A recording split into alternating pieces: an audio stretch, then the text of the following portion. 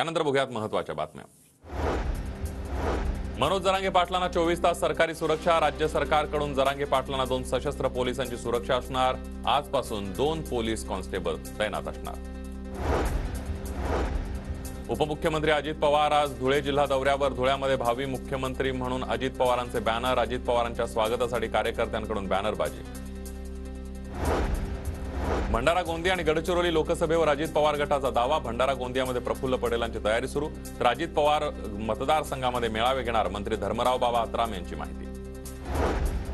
मनसेकडून पुण्यामध्ये 5 जण लोकसभा निवडणूक लढवण्यासाठी इच्छुक। वसंत मोरे, साईनाथ बाबर, बाबू वागसकर, किशोर शिंदे, गणेश सातपुते इच्छुकांच्या यादीत।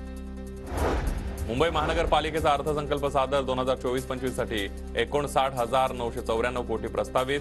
पालिकेला 2023-24 मध्ये 33,290 कोटींचा आर्थिक महसूल आणि मालमत्ता करामधून 4,500 कोटी रुपये प्राप्त।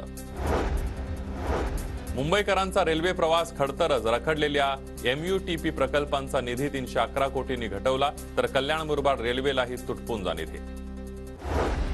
महाराष्ट्र राज्य इंटरमिजिएट परीक्षेमध्ये 3,42,000 विद्यार्थी पास। अब्दुल जमादार नावाचा विद्यार्थी महाराष्ट्रातून पहिला। राज्यातून 95% विद्यार्थी चित्रकला परीक्षेमध्ये पास। कल्याण लोकसभेसाठी ठाकरे गट आक्रमक। उद्धव ठाकरे नंतर 15 दिवसातच पुन्हा संजय राऊतांचा उद्या डोंबिवली दौरा। शाखेच्या उद्घाटनासह विविध कार्यक्रमाला हजेरी लावणार। प्लॉट पाडून विक्री करणाऱ्यांना महारेराचा नोंदणी क्रमांक आवश्यक। महारेराकडून राज्यातील 41 विकासकांना कारणे दाखवा नोटीस। पुण्यातील 21 विकासकांचा समावेश।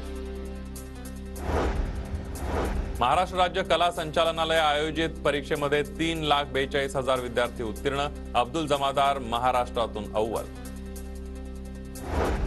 मुंबईतील रस्त्यांची कामं रेंगाळण्याची शक्यता। कंत्राट रद्द केल्यानंतर प्रशासनाने पुन्हा निविदा मागवल्या। शहरामध्ये पावसाळ्यापूर्वी रस्त्यांची कामं रखडण्याची शक्यता। मुंबई विद्यापीठातील विद्यार्थ्यांना उत्तरपत्रिकेची फोटोकॉपी आता 24 तासात उपलब्ध। विद्यापीठाच्या गतिमान कारभारामुळे विद्यार्थ्यांना मोठा दिलासा। समृद्धी महामार्गावर खासगी बसचा भीषण अपघात। नागपूरहून पुण्याला जाणाऱ्या खासगी ट्रॅव्हल्सला ट्रकची जोरदार धडक। 10 ते 12 प्रवासी गंभीर जखमी। खासगी रुग्णालयांप्रमाणे जे रुग्णालय सुद्धा सुसज्ज होणार। 2024-25 या आर्थिक वर्षामध्ये जिल्हा नियोजन समिती अंतर्गत वित्त विभागाने 75 कोटींच्या निधीला दिली मंजुरी। 20% घरं माफक दरामध्ये विकण्याचे बंधन असतानाही ती विकासकांनी परस्पर लाटल्याचं स्पष्ट।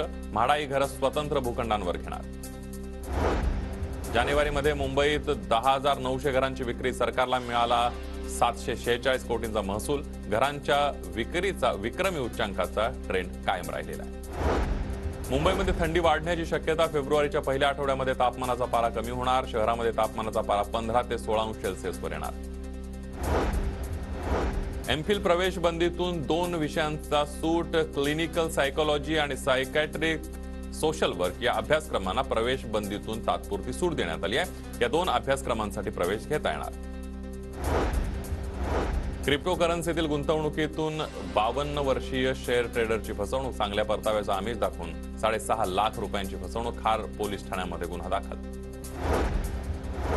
डोंबिवलीतील बाईक चोरणाऱ्या सराईत चोरट्यांना कल्याण क्राईम ब्रांचकडून 24 तासांमध्ये बेड्या ठोकण्यात आल्या। त्यांच्याकडून मोटरसायकलही जप्त करण्यात आल्या। कल्याण स्टेशन परिसरामध्ये प्रवाशांचा मोबाईल लंपास करणाऱ्या चोरट्याला कल्याण लोहमार्ग पोलिसांनी बेड्या ठोकल्यात। चोरीचे मोबाईलही जप्त करण्यात आले। पुणे महापालिकेमध्ये सॅनिटरी नॅपकिन खरेदीमध्ये एजंटगिरी। सत्ताधारी पक्षावर काँग्रेसचा आरोप। सॅनिटरी नॅपकिनच्या खरेदीमध्ये तरी एजंटगिरी करू नये। पुणे शिक्षण मंडळाच्या माजी अध्यक्षा संगीता तिवारींची टीका।